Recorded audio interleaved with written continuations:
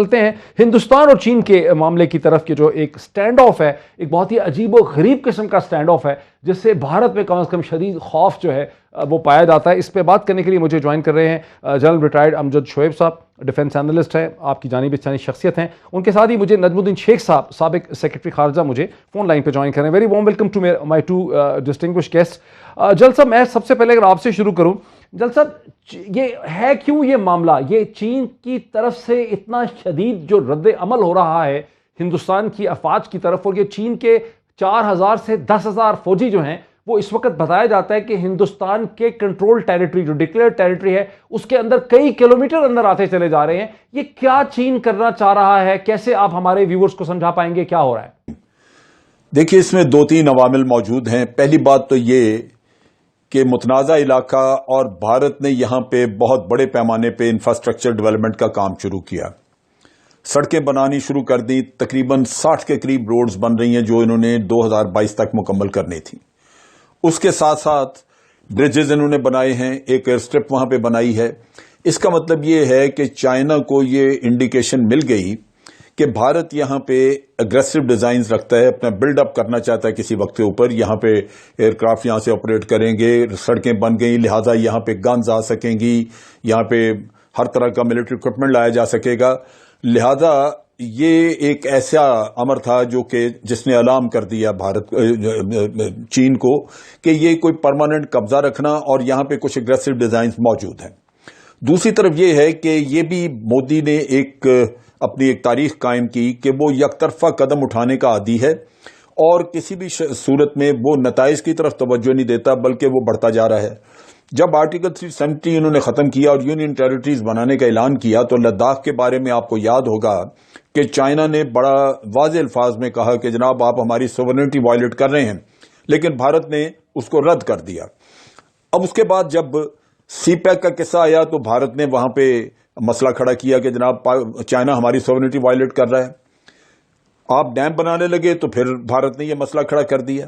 سو یہ ایک سلیکٹو قسم کی مورالٹی اور سلیکٹو قسم کی سوورنٹی کا قصہ جب سامنے آیا تو چائنا کو یہ واضح ہو گیا کہ بھارت اپنے معاملے میں تو سوورنٹی کو دیکھتا ہے لیکن دوسروں کی سوورنٹی کو پامال کرنے کے لیے تیار بیٹھا ہے۔ جس علاقے میں چائنیز آگے آئے ہیں وہاں پہ تیسرا جو ایک پریشان کن وہاں پہ مسئلہ نظر آتا تھا وہ یہ کہ وہاں پہ تقریباً 8 کلومیٹر کے فاصلے پہ اگر ایریل ہم لیں وہاں سے اس کو ماپیں تو تقریباً 8-9 کلومیٹر کے فاصلے پہ کراکورم ہائی وے ہے جو پاکستان کی، جو آپ کہہ لیجئے کہ چین کے ساتھ ہمارا بیسک لنک ہے، اور سی پیک آگے بن رہا ہے وہاں پہ۔ تو ان حالات میں چائنا جو یہاں پہ اتنی بڑی انویسٹمنٹ کر رہا ہے اور ایک اس کو اسٹریٹجک رستہ مل رہا ہے جو وہاں پہ اپنی اگر ساؤتھ چائنا سی میں اس کی آئسولیشن ہو تو اس کو باہر اوپننگ آپ دے رہے ہیں، بالکل صحیح ہے۔ بھارت بڑا امپورٹنٹ پوائنٹ ہے، اگر پاکستان کی ٹیریٹری میں کرے نجم الدین شیخ صاحب کو بھی اس میں تو لانے دیجیے۔ یہ وہ چیزیں تھیں جو چائنا نے پریمپٹ کیا، ان چیزوں کی وجہ سے چائنا نے پریمپٹ کیا۔ نجم الدین شیخ صاحب کو بھی میں اس پہ لے آؤں۔ نجم الدین شیخ صاحب، بعض بھارتی مبصرین کو پاکستان کی سائٹ پہ نہیں، انڈیا کے اینالسٹ جو جیسے ہندو اخبار میں یہ تبصرے چھپ رہے ہیں کہ چین جو کچھ کر رہا ہے اس کی اسٹریٹجک ڈائمینشن میں پاکستان بھی انوالوڈ ہے، یہ ایک سرٹن پرو پاکستان قسم کی موو ہے چین کی۔ آپ کیسے دیکھتے ہیں؟ نہیں، دیکھیے اس کو آپ کو اسی مد نظر میں دیکھنا ہے کہ لداخ میں چین نے پہلے بھی کہا اور پھر کہا کہ صاحب آپ جو چیزیں کرنا چاہ رہے ہیں یہ لائن آف ایکچوئل کنٹرول پہ ہو نہیں سکتی۔ تو جب اس کو آپ دوسری پہلو سے دیکھیں کہ اب یہ ووہان اسپرٹ جو تھی اس کو ہندوستان نے ووہان اسپرٹ بنی، پھر جب شی جن پنگ آئے ہندوستان میں آئے اور یہ کہا گیا کہ صاحب ہندوستان چاہ رہا ہے کہ ہندوستان میں انویسٹمنٹ ہو چین کی اور چین کے ساتھ رشتہ بڑھے اور ہمارے ساتھ صرف وہ ہمارا را مٹیریل نہ خریدیں لیکن ہمیں موقع دیں کہ ہم چین کے مارکیٹ کو ایکسپلائٹ کر سکیں۔ چین ابھی بھی ہندوستان کا یورپ کے بعد دوسرے نمبر پہ ٹریڈنگ پارٹنر تھا، اب شاید تیسرے نمبر پہ آ گیا ہے کیونکہ چین اب دوسرے نمبر پہ امریکہ ہے۔ لیکن یہ سوال اٹھتا ہے کہ صاحب اگر آپ کو اس طرح ڈیولپ کرنا ہے تو آپ کو یہ خیال رکھنا پڑے گا کہ وہاں پہ آپ کی ووہان اسپرٹ، اور جو سوال تھا کہ آپ کے ساتھ وہ کوآپریٹ کریں گے، اس کو تو آپ نے رد کر دیا، کیونکہ آپ نے کہا کہ اب جو ہمارے پڑوسی ممالک ہیں، جس پڑوسی ممالک میں چین سر فہرست ہے، ان کی اگر کوئی بھی سرمایہ کاری ہوگی ہندوستان میں تو اس کے لیے ایک خاص لائسنس کی ضرورت پڑے گی.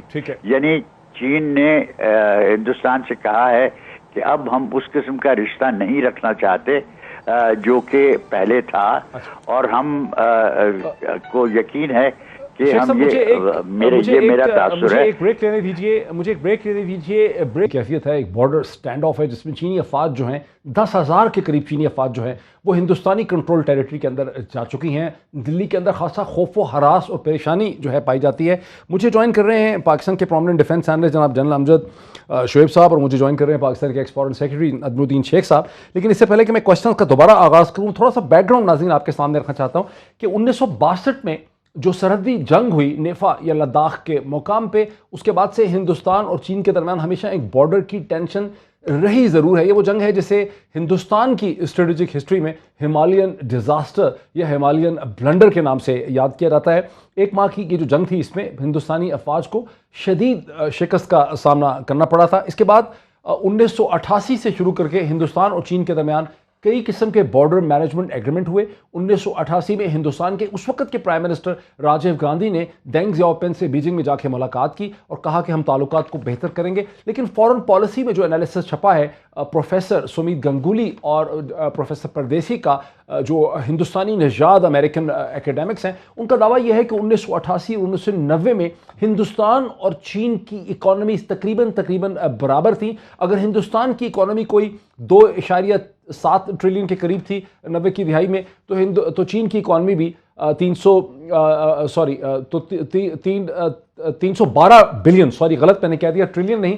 اگر ہندوستان کی اکانومی کو 297 بلین کی تھی تو چین کی اکانومی کو تقریباً 312 بلین ڈالر کی تھی. لیکن اب صورتحال یہ ہے کہ اگر چین کی ہندوستان کی اکانومی بڑھ بھی گئی ہے، وہ آج اگر 2.7 ٹریلین ڈالر کی ہے تو چین کی اکانومی جو ہے وہ 13.6 ٹریلین ڈالر کی ہے. اور اگر ہندوستان کا بجٹ آج 71 بلین ڈالر کا ہے تو چین کا جو ڈیفنس بجٹ ہے وہ تقریباً 260 یا 270 بلین ڈالر کا ہے. تو جو ریلیٹو سٹرینتھس ہیں دونوں کنٹریز کی، اس میں بہت زیادہ فرق پڑ گیا ہے، اور چینی جو ہیں اب ہندوستان کو پہلے سے زیادہ اپنی ٹرمز جو ہیں وہ ڈکٹیٹ کر سکتے ہیں. کچھ اور بھی پوائنٹس ہیں ان کو لے کے میں آگے چلوں گا. یہ جو صورتحال ہے نجم الدین شیخ صاحب، آپ بتا رہے تھے ٹریڈ کا، آپ کو کیا لگتا ہے کہ جس قسم کا پریشر چینی ہندوستان پہ ڈال رہے ہیں پچھلے 20 دن سے، کیا ہندوستان پیچھے ہٹے گا یا ہندوستان وہیں کھڑا رہے گا؟ جو آپ کے کہہ رہے ہیں، جو جنرل صاحب نے ہمیں بتایا کہ بارڈر انسٹالیشنز بنائی جا رہی ہیں، سڑکیں بنائی جا رہی ہیں، ایئر سٹرپس بنائے جا رہے ہیں ایک ڈسپیوٹڈ ٹیریٹری میں. اور کل ہم نے دیکھا کہ انڈین ملٹری کی جب ہندوستان کے وزیر اعظم نریندر مودی کے ساتھ ملاقات ہوئی تو جو اخبارات میں چھپا ہے ہندوستان میں وہ یہ ہے کہ ہندوستان بالکل پیچھے نہیں ہٹے گا. آپ کا کیا انالیسس؟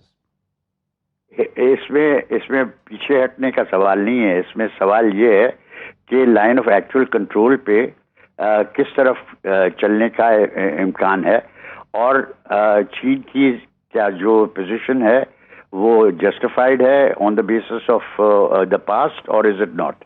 اب میری نظر میں یہ سارا معاملہ جو ہے اس کا ایک لارجر کانٹیکسٹ ہے. اچھا، وہ لارجر کانٹیکسٹ یہ ہے کہ اس وقت ہندوستان نے اپنے ایک اگریمنٹ کی ہے روس کے ساتھ کہ وہ S-400 خریدیں گے، اور اس پہ امریکہ کی طرف سے سینکشنز لگنے کا امکان ہونا چاہیے، کیونکہ انہوں نے کہہ دیا ہے کہ صاحب اگر کسی نے اس قسم کی چیز خریدی تو یا روس کے ساتھ اس قسم کی اگریمنٹ کی تو پھر ہماری دوسری اگریمنٹس جو ہیں، ہم ملٹری کولیبریشن کو کم کرنا ہمارے لیے ضروری ہوگا. وہ چاہ رہے ہیں کہ اس سے ہمیں ایگزیمپشن ملے. اس وقت یہ کیسے فٹ ہوگا بارڈر ڈسپیوٹ میں، یہ جو تناظر آپ دے رہے ہیں؟ دیکھیے، میں آپ کو کہہ رہا ہوں کہ اس کو لارجر کانٹیکسٹ میں دیکھنا ہے کہ یہ چین کے ساتھ صرف نہیں ہے. اس کا بڑا کانٹیکسٹ یہ ہے کہ چین اور امریکہ کا رشتہ کس نوعیت کا ہے، اور اس میں کردار کس نوعیت کا ہندوستان پلے کر سکتا ہے. اب یہ لوگ کہیں گے کہ یہ اب میں ذرا اس کو کھینچ رہا ہوں. میں کھینچ رہا نہیں ہوں. یہ اس میں کانٹیکسٹ جو ہے وہ ایک بہت ضروری ہے کہ اس کا اثر کس نوعیت کا پڑے گا ہندوستان اور پاکستان کے سلسلے میں. اچھا. ہندوستان اور امریکہ کے سلسلے میں. امریکہ ایک چیز چاہتا ہے. امریکہ چاہتا ہے کہ ہندوستان ان کے ساتھ کھڑا رہے اور ہندوستان ایک بلوک بنے چین کے خلاف. ٹھیک ہے. اچھا, اسی پوائنٹ پہ مجھے ذرا جنرل صاحب کو لانے دیں. جنرل صاحب, امریکہ کی مغرب کی خواہش تو بہت رہی گزشتہ 15-20 برس میں 9/11 کے بعد سے کہ ہندوستان ایک دیو کی طرح ایک جن کی طرح کھڑا ہو جائے چین کے مقابلے میں. لیکن جو پچھلے 20 دن سے جو کچھ ہو رہا ہے اس کے بعد تو یہ لگ رہا ہے کہ ہندوستان میں تو اتنی سخت ہے ہی نہیں. جس طرح سے چینی دھکا مار رہے ہیں ہندوستانیوں کو, ہندوستانی دھکا کھا رہے ہیں, اس سے تو نہیں لگ رہا کہ ابھی ہندوستان میں کوئی اتنی سخت ہے. یہ ٹھیک ہے کہ ہندوستان میں سخت نہیں, اور آپ نے دیکھا کہ 5 مئی کو یہ انکرشن ہوئی اور اس کے بعد سے آج دن تک کوئی ایسا بیان, پہلے تو بیان کوئی آیا ہی نہیں تھا. اب انہوں نے جس کا آپ نے حوالہ دیا, کہا کہ جناب ہم 1 انچ بھی پیچھے نہیں ہٹیں گے. بھائی تیرے پیچھے ہٹنے کا تو قصہ ہی نہیں ہے, قصہ تو آگے جانے کا, ان کو نکالنے کا, اس کی بات نہیں کر رہے. تو وہ تو ان سے ہوگا نہیں. اب چیز یہ ہے کہ اس میں جہاں تک سی پیک کو سٹال کرنے کا چکر تھا, یا آپ گلگت بلتستان پہ اگر کوئی نگاہ رکھی ہوئی تھی تو اس میں تو امریکہ کی مرضی شامل تھی. آپ کو یاد ہوگا کہ امریکہ نے پہلے کبھی بات نہیں کی تھی, لیکن اس کے بارے میں انہوں نے کہا تھا کہ جناب یہ سی پیک تو گزر رہا ہے وہاں پہ ایک متنازع علاقے میں سے. یہ آپ کو ذہن میں رکھنا چاہیے کہ امریکہ کسی نہ کسی شکل میں اس معاملے میں انڈیا کو سپورٹ کرے گا. Very interesting. لیکن اصل قصہ یہ ہے کہ کیا امریکہ اس کو بعد میں یوز کر سکے گا, جہاں انڈیا کے پاؤں جو ہیں وہ لرز رہے ہیں, وہ نہیں کر رہے. انڈیا کو وہ حصہ بنانا چاہ رہے تھے, نیوزی لینڈ, آسٹریلیا اور ویتنام وغیرہ کے ساتھ مل کے جو کولیشن بنا رہے تھے, اس میں انڈیا کو اور انڈیا کی نیوی بلڈ اپ کرنا چاہ رہے تھے. میں نے ریسنٹ انٹرویو سنا جس میں کہ ان کے چیف آف ڈیفنس اسٹاف نے کہا کہ ہمیں ایئر کرافٹ کیریئرز اور بڑا کچھ امریکہ بیچنا چاہتا ہے, وہ ہمیں دیکھ رہا اپنی نظر سے, ہمیں اس کی ضرورت نہیں. اس کا مطلب یہ ہے کہ انڈیا یہ نہیں چاہتا کہ وہ امریکہ کا اعلی کار بن کے چائنا کے خلاف جنگ لڑے, کیونکہ چائنا کے ساتھ ان کی سرحدیں ملتی ہیں. امریکہ تو دور بیٹھا ہے, اصل بھگتنے والے ہوں گے Indians. So naturally they are very careful. لہذا وہ امریکہ سے حمایت تو لینا چاہیں گے, لیکن وہ جو کولیشن بنتی نظر آ رہی تھی جس میں کہ وہ اس نیکسس کا حصہ لگتا تھا کہ بننے جا رہے ہیں, وہ نہیں بنیں گے. دوسری طرف یہ ہے کہ پاکستان کو چونکہ رشیا کی حمایت ملنی شروع ہو گئی, تھوڑا سا پیچھے آپ کو نیوٹرلائز کرنے کے لیے انہوں نے فوراً. کیا آپ یہ بھی کہہ رہے ہیں کہ ہندوستان کی طرف سے, کیا آپ جنرل صاحب یہ بھی کہہ رہے ہیں کہ ہندوستان کی طرف سے جو ایک جارحانہ ایگریسو سٹینڈ تھا سی پیک کی طرف, گلگت بلتستان کی طرف, تو چین کے اس ایکشن سے چین نے انڈائریکٹلی ہندوستان کی ملٹری اسٹیبلشمنٹ کو اور پولیٹیکل اسٹیبلشمنٹ کو ایک پیغام بھی دیا ہے کہ hands off Gilgit Baltistan and CPEC. یہ اس کے ساتھ ڈاکٹر صاحب جو بڑا اہم کام انہوں نے کیا ہے, بڑا اہم کام کیا ہے, وہ یہ ہے کہ انڈیا اگر طاقت سے نکال نہیں سکتا, ایریا کو کنٹیسٹ کر رہا ہے, تو اس کے پاس ایک ہی آپشن تھی کہ وہ جائے یونائٹڈ نیشن میں. یونائٹڈ نیشن میں اب وہ جا نہیں سکتے, کیونکہ اسی علاقے کے بارے میں جو یونائٹڈ نیشن کی قراردادیں وہ انہوں نے خود برباد کی, فلاؤٹ کی. ان کو وہ خود جو ہیں وہ اس کے مرتکب ہوئے ان کو نیگیٹ کرنے میں. تو چائنا چاہے گا کہ یہ جائیں وہاں پہ تاکہ ان کو کنفرنٹ کیا جائے, لیکن میرا خیال ہے کہ انڈینز جائیں گے نہیں. اور جو جال انہوں نے بچھایا تھا, مودی یک طرفہ جو سٹیپس لے رہا تھا, یہ خود اس کا شکار ہو کے اس میں پھنس کے رہ گیا ہے.